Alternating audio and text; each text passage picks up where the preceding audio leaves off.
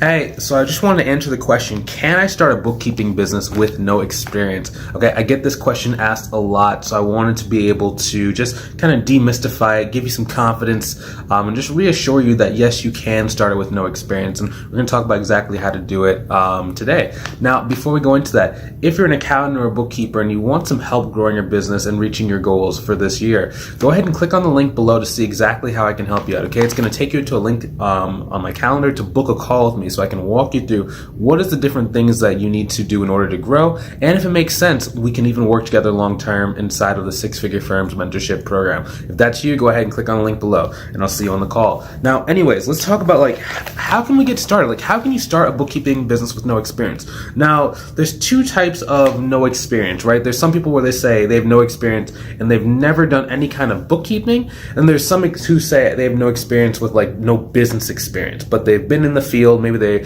or have been a staff accountant, maybe they've been a bookkeeper, maybe they've been like a director of finance, maybe they've been a CFO of a company, right? And they're inside of the industry already. So let's go and we'll tap into the one if you have no experience, like just no bookkeeping experience. Okay, so number one, okay, you need to go and start getting some experience. Now, it's the analogy I like to use always like it's like riding a bicycle. And when you're trying to learn how to ride a bicycle, when you first got started, you had some training wheels, and then maybe, a parent came or a neighborhood old person came and held the back of your seat and helped you go and stabilize yourself while you were moving forward. And then over time, as you kept going, you kept wobbling, and then eventually you're able to kind of just take off and go, and you probably never looked back. Right? The same way when it comes to learning bookkeeping. Now, number one, okay, you can go on training wheels. So there's different programs online. There's different YouTube videos where you can watch. What I would recommend doing is making sure you can have as much live practice as possible. So it's a little bit different than just reading about it inside of like, a textbook. So sometimes what people try to do to get experience is they go into a college, course to get a little bit of experience. For me, at least, like that was so hard. My first accounting 101 class, I actually got I think I got like a C in that class, which is ironic because that's the field I went into, but the class was so hard. And it wasn't that, it was bad. It was just so much different than what we do nowadays. But at the same time, an even better one would be going and they have like a QuickBooks online certification. This accomplishes two things. So one, it helps you just hone kind of your bookkeeping skills, but it also familiarizes you with one of the major programs and platforms you're going to be using throughout your career. Now, another thing you can do is, again, watch some YouTube videos of some live examples. You can go inside of the QuickBooks software and actually create what's called a sample company and actually start going through it as if you were trying to, fix someone's books live. The next thing, kind of going back to our analogy, is when the person held the back of your seat as you were trying to grow, you took off your training wheels, they're holding you. What that is the equivalent of is going to maybe either a CPA firm or an established bookkeeper, an established EA, or an established accounting firm, and seeing if you could subcontract some work from them. Okay, what that basically means is they're going to be paying you to learn, to do the work that either they don't want to do or they just don't have the capacity to do right now. Because if you don't know about this industry, there's a lot of accounting businesses, a lot of different businesses that are trying to do more of either the tax work or they're trying to do more of like the virtual CFO / advisory type services. So if you're trying to get into the bookkeeping, you're trying to get a foothold, you're just going to come in and do the work that you already want to do and then just give it to you at a price. Now, generally for me, I always try and charge as much as I can, like no matter the experience. Like we're trying to go hard, man. We're trying to make some money. The one thing I would advise against, though, is going and approaching someone and saying you're going to work for free for experience. Okay, there's two reasons why this is bad. One, it's because, free is just, if you have a job, you don't really have a lot of time to do stuff for free, right? But secondly, whenever I hear that from somebody, as the business owner myself, I own my own accounting and bookkeeping business. I've owned it for 7 years. Whenever someone comes to me with that, I'll work for you for free, I'll intern. I'm like, oh my gosh.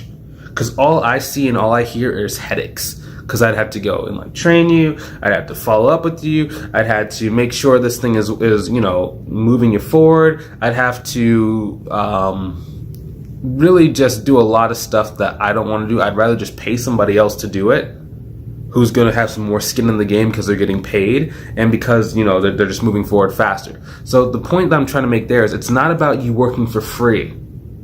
That's not good for anybody involved.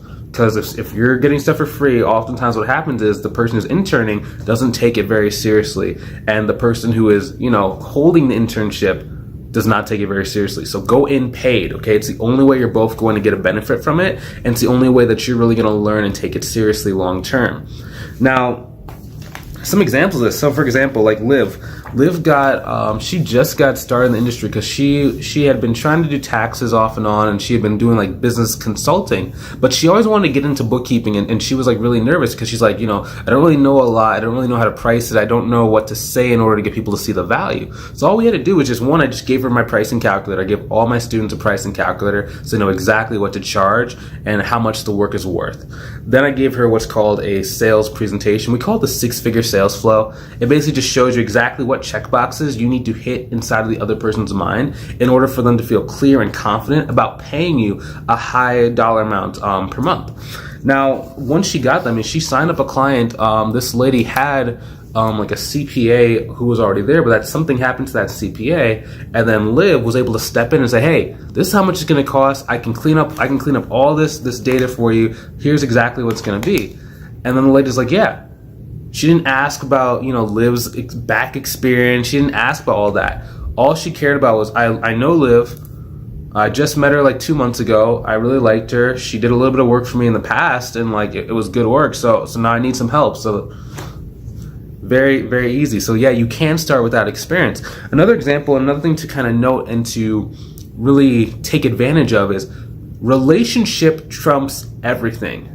Relationship trumps everything. It trumps having a low price. It trumps having a million years of experience. It trumps having a staff and a huge name. If they know you, then they will generally go with you. If they know you, they'll go with you. Very, very simple. Okay. Now, what I mean by that is you need to start learning how to build relationships with successful individuals. So individuals that are running 6-figure, 7-figure, and 8-figure businesses. Now, when I say relationship, it doesn't mean like your buddy and like you have to go and like your kids know each other and like your family, friends. I don't necessarily mean like that. I mean, 1, they have to know you exist. 2, they have to know that, you are interested in helping them out. 3, they have to know that you provide timely and very efficient work. 4, they just gotta keep seeing your face until they eventually realize that you're the person for them. It's almost like imagine like dating, right? Like most people don't get married on the first date. I know back in the past, it was a little bit easier for people to do that, and like they would know, right away. But as time evolves and as more people come out and there's more information available and there's a lot, more fear inside of the market, we generally want to vet and verify before we, commit long term. It's the same thing with those clients. Now, what you have to do is, just like going on multiple dates, it's the same thing when you're reaching out to people inside of the messenger. It's when you're booking a 15-minute call with them just to get to know them and see if you can help their business. It's when you're doing the 45-minute call and you're selling them on your service and why they need your service right now. It is, when you're following up with them because, if you don't have a script and you're going at this alone, sometimes what happens is you don't know what the correct words are to say and you lose the person on the first call and they're like, oh, I need to think about it or I'm not interested. There needs to be a follow-up process that happens in order for them to keep getting more familiar with you, keep trusting you, keep hearing about you. Maybe they go and they try somebody else and that person does a bad job. And then you come and you get it. Now, very simple, very easy game, guys. It just comes down to you staying in the game and staying in people's face. As long as you can do that, as long as you can go and try and get some experience in a paid experience environment, and 2, you can just learn how to start building relationships and just being more outgoing and reaching out to people on social media who own a business and just seeing if they need some help. Just literally just asking. If you ask probably 10,000 people, do they want some help with their accounting and bookkeeping? I've never seen someone who's done 10,000 asks not get 1 to 2 clients. I've never seen that. Generally, you won't even need to ask 10,000 people because you're going to ask probably 500, and then you're already going to have like 5 to 10 clients. So, you have it inside of you. I believe in you. You can do this. Now, if you want some help going and growing your business, maybe you're an accountant or maybe you're a bookkeeper and you're really trying to get started. You want to be inside the game. You just don't really know exactly what to do. Or maybe you do know what to do, but you want someone to help you speed up that process and go and reach your goal a lot faster. Go and click the link below to book a call with me to see if I can help you out. I'd love to talk to you. I'd love to point you in the right direction. And if it makes sense, we can even work together long term. If not, no pressure, no problem. You can keep watching these videos for free and keep getting some results in advance. And I'll talk to you soon. Have a good one.